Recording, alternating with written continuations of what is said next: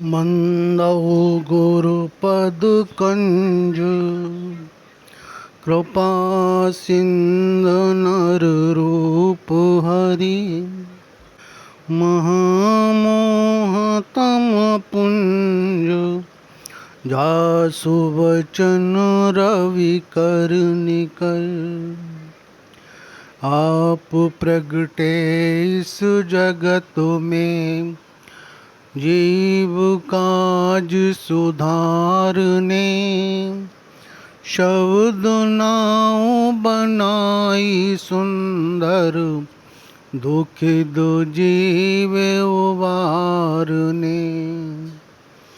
दीनता और नम्रता से भेंट सतगुरु लीजिए।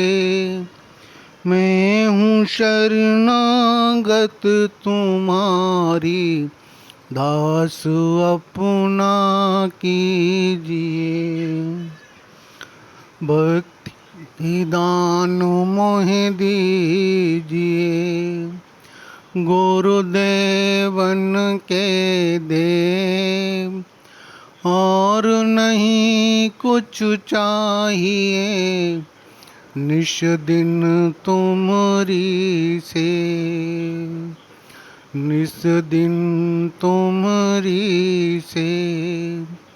बोलो जयकारा बोल मेरे श्री गुरु महाराज की जय। सेवक जब गुरुमति धारण कर सद्गुरु की आज्ञा अनुसार सेवा करता है तो फिर उसमें मन के विचारों, बुद्धि की सयानप तथा तर्क वितर्क का क्या काम। उसके लिए तो सद्गुरु की आज्ञा ही मुख्य एवं सर्वोपरि है। और इसमें वह अपने मन तथा अपनी बुद्धि को हस्तक्षेप नहीं करने देता, क्योंकि उसके हृदय में ये दृढ़ विश्वास होता है कि सद्गुरु की आज्ञा का पालन करने में ही उसका कल्याण है। वह महापुरुषों के इन वचनों को सदैव स्मरण रखता है कि गुरु कहिया मानु निज निधान, सच जान मंत्र यही, निशिवासर कल्याण लहि परम गत जियो। सत्पुरुष सत्पुरुष श्री गुरु रामदास जी महाराज के वचन हैं कि ये सेवक गुरुदेव के वचनों को मानो, अर्थात उनकी आज्ञा का पालन करो, क्योंकि यही तुम्हारे संग साथ रहने वाली सच्ची निधि है। इस मंत्र जानकर और सत्य जानकर स्वीकार करो, जिससे तुम्हारा दिन रात अर्थात सदा ही कल्याण होगा और तुम परम गति को प्राप्त करोगे। सेवक जब इस तथ्य को समझ लेता है कि श्री सद्गुरु की आज्ञा का पालन करने में ही उसका परम कल्याण है, तो फिर वह गुरु आज्ञा को सत्य सत्य जानकर उसके अनुसार ही सब कार्रवाई करता है। मन बुद्धि पर उन वचनों को नहीं तोलता। वह धनी धर्मदास जी के इन वचनों को सदा विश्वास करता है। सत्य असत्य विचार न कीजय, गुरु को कथन मान सब लीजय।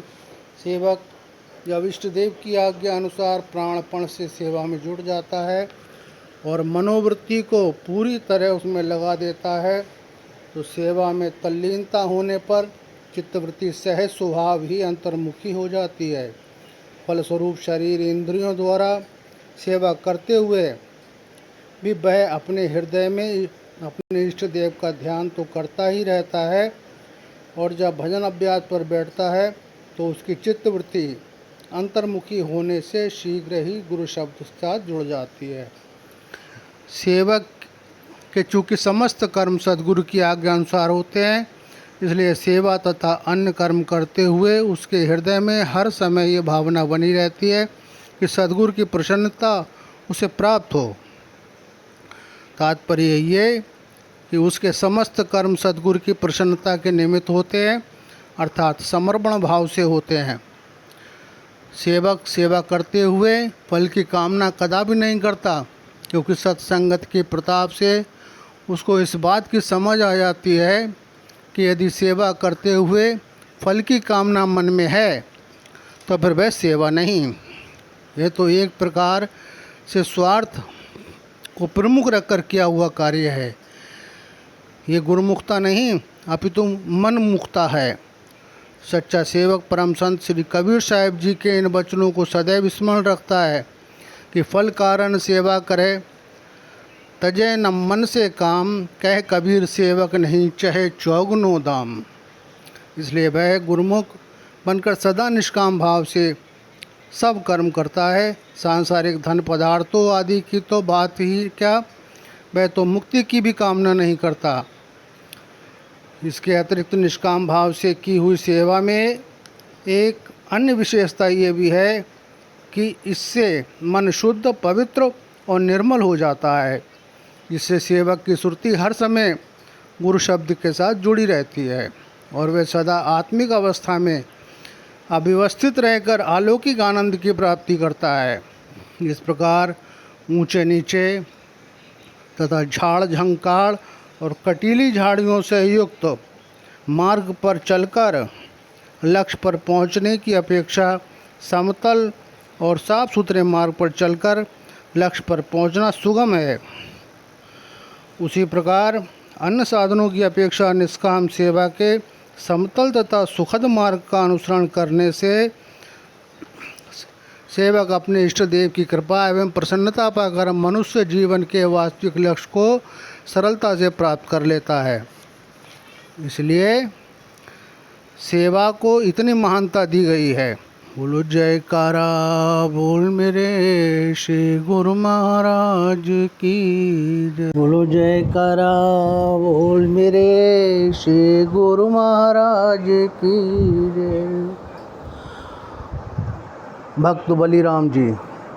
संसार में ऐसे अनेक लोग हैं जो अपने जीवन निर्वाह के लिए राजाओं, धनवानों तथा सेठ साहूकारों के आगे हाथ फैलाते रहते हैं और इस कार्य में उन्हें कई बार अपमानित भी होना पड़ता है।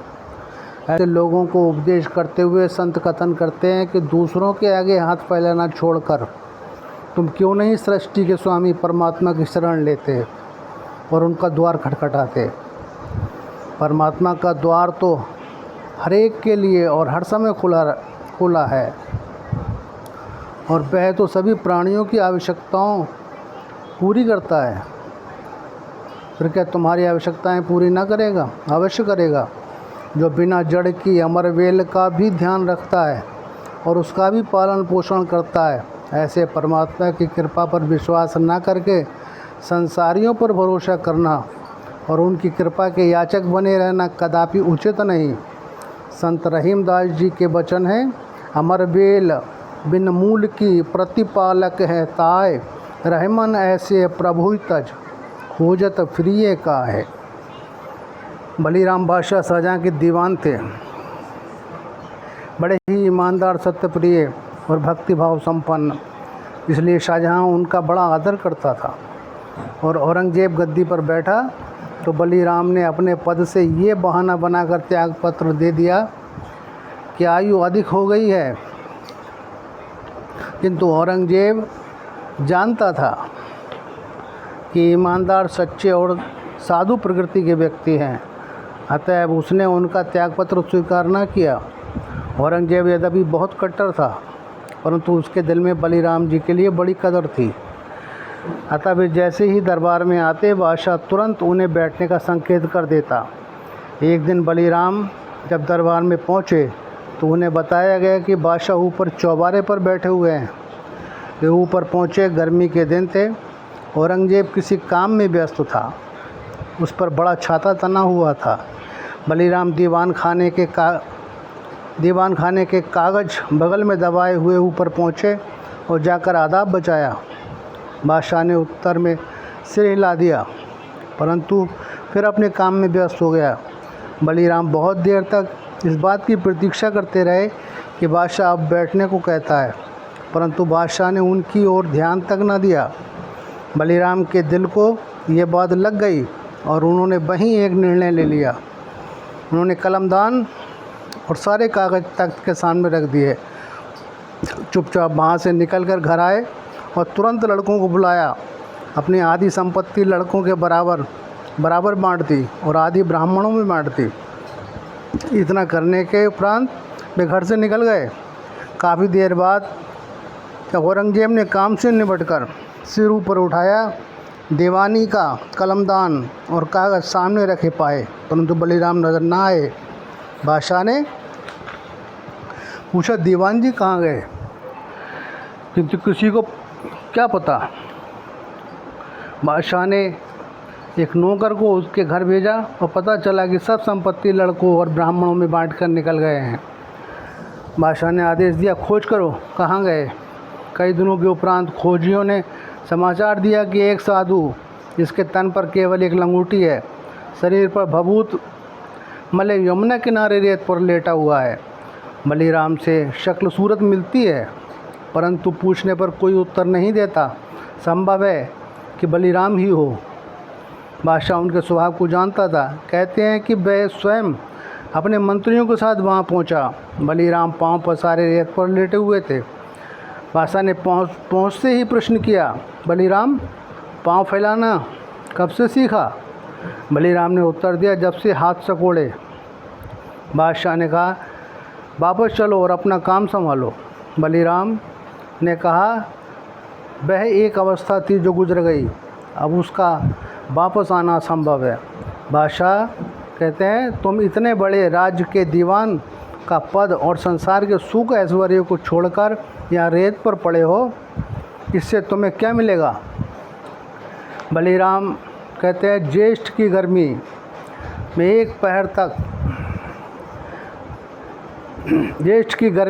एक पहर तक खड़ा रहा, परंतु आपने ध्यान तक ना दिया। अभी मैंने बादशाहों के बादशाह सर्वेश्वर परमात्मा की ओर रुख ही किया है, तो इतना तो मिल ही गया कि आप स्वयं चलकर यहाँ आए हैं। भविष्य में तो और पता नहीं क्या क्या मिलेगा। अब उस सर्वेश्वर की शरण त्याग कर किसी और की नौकरी नहीं करूँगा। आज मुझे विश्वास हो गया है कि सबकी आशा त्याग कर जो परमेश्वर की शरण ग्रहण कर लेता है, उसे कोई अभाव नहीं रहता। आवश्यकता है तो केवल विश्वास की। बोल जयकारा बोल मेरे श्री गुरु महाराज की जय।